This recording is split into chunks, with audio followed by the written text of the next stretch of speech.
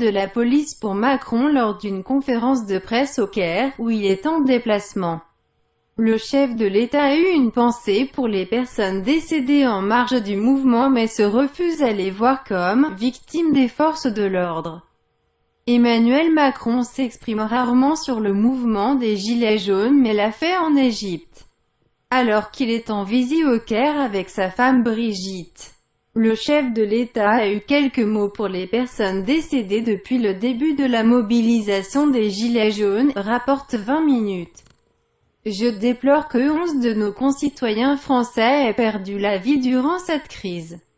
Je note qu'ils ont bien souvent perdu la vie en raison de la bêtise humaine, mais qu'aucun d'entre eux n'a été la victime des forces de l'ordre, a déclaré Emmanuel Macron. Une nouvelle petite phrase du chef de l'État. Les manifestants des Gilets jaunes dénoncent depuis le début du mouvement ce qu'ils estiment être des violences policières, notamment par l'utilisation des lanceurs de balles de défense, LBD, et des grenades de désencerclement. Depuis le 17 novembre et le premier acte des Gilets jaunes, des affrontements ont eu lieu en marge des rassemblements, opposant parfois manifestants et forces de l'ordre. Un climat de tension qui a durci ces derniers jours et la blessure à l'œil d'une figure du mouvement, Jérôme Rodriguez, en France.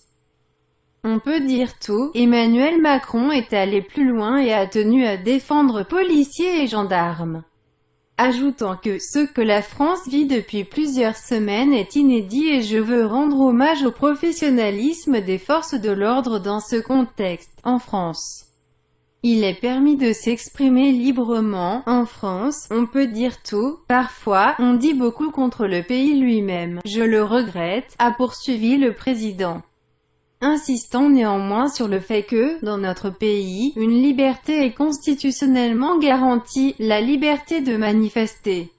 Et nous entendons bien la protéger. Pour le chef de l'État, lors des manifestations des Gilets jaunes qui n'ont jamais été interdites, des individus, des casseurs, des extrémistes, ont parfois commis le pire. Des exactions consistant à saccager des commerces, des bâtiments publics, ou à mener des actes de violence à l'égard des forces de l'ordre ou d'autres personnes. Emmanuel Macron estime que, d'une manière légitime, ils ont été interpellés, parce qu'ils cassaient, parce qu'ils détruisaient, parce qu'ils s'attaquaient à d'autres citoyens ou aux institutions. Pour conclure, le président a invité à faire la différence entre casseurs professionnels, qui seront punis comme le prévoit la loi, et des concitoyens français qui manifestaient leur mécontentement comme ils ont le droit de le faire.